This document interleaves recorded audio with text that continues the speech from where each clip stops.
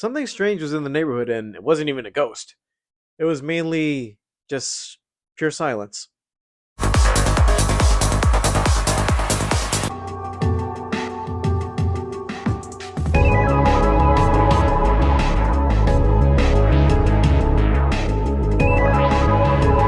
So, Ghostbusters Frozen Empire is the sequel to Ghostbusters Afterlife, and I can guess the fourth movie in this franchise if you think about it. The Spangler family has settled into the firehouse in New York, and in the meantime, a new baddie comes to the surface, and all I gotta say is that it's gonna be a cold summer if you think about it.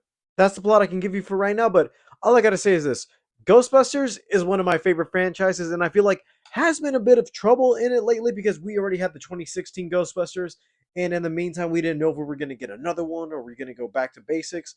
And years ago, we got Afterlife during the pandemic, which I got to say, as a legacy sequel, it could have worked as an actual finale for the franchise, but at least they had some more to do. And I don't know what to do at this point. I'm going to start out with some of the good parts because in this movie, all I could say is that I feel like there are two acts to this movie.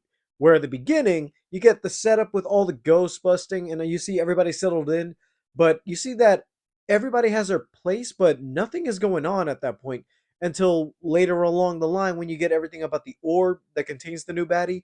And it shows that, okay, so this thing has a lot of lore stuck up into it. So let's see what we can do with that. But it's in a weird position where this movie has interesting ideas, but they don't explore too much time with it. And I don't know if it's like, okay, are you trying to settle in with some of the new stuff we're doing? Because all I can say is this: despite the fact that ghosts are back in New York and it's not like some supernatural being thing that's going to be possessing the world again, all the ghost busting in this movie actually is natural. Like once in a while, they'll get the call going, they'll go out and bust some ghosts. But my thing is that okay, so this is something new that we're actually seeing that is not a one a day recurrence. That we could actually see ghost busting in the day, but we don't get that. We see it, but they only bust one ghost for the movie. Later on, we hear some stuff about the ghost busting, like how Winston has a whole ghost busting engineering group where they're actually studying the ghost and keeping them in containments while Ray is looking at his bookstore and actually finding materials that are like, oh, so this is what the relic means. This is some of the history that we didn't know about New York.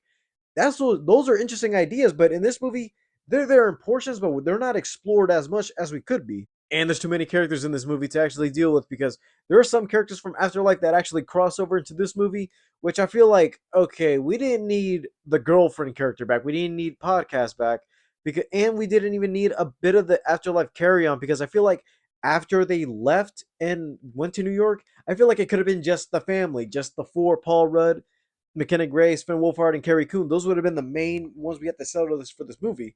But no, everybody, including some new characters, were like, okay, there's a lot of story here, but we just don't know how to incorporate it in a number of minimum minutes. The only standouts in here are McKenna Grace and Dan Aykroyd because McKenna Grace, she was the one in the last movie where I feel like, okay, you're like the Egon, where I see that you're smart enough than everybody else. You know what to do, and you're learning from your grandfather that this is your legacy, and you're out there to bust some ghosts. And since she's still young, there's a lot of stuff that's going on with her life that she doesn't explore the chance to be an actual kid. And also, same thing with Ray, because in the last movie, Ray was the one who actually wanted to keep going with ghostbusting. He left Egon, he got mad.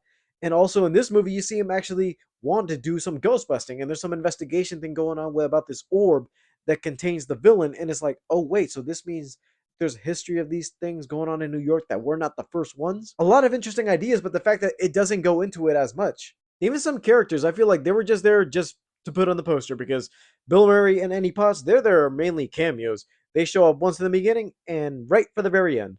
Also, a weird fact that I noticed about this movie is that almost every scene takes place either in the lighthouse or in the library because I didn't know why it felt off to me because I feel like all this movie's taking place in one location, and I feel like the threat in this movie it doesn't feel like an actual threat because every third act of the Ghostbusters movies, including the 2016 one, everything had a purpose and everything felt like an actual bond or threat within the Ghostbusters themselves. Because the villain, he does some bad stuff, but it's not like he's an actual threat to the people they're actually going for. All I can say, as a Ghostbusters fan, it's fine and entertaining, but if I were to actually look at this from a movie side of it, I'm like, it has some cool moments, but I feel like this movie's just bland. Like, there's nothing there for me to actually be like, okay, so where am I going with this? Because they introduce some new stuff and lore, but they don't go further into what it does, or at least keep it focused on that to keep it interesting.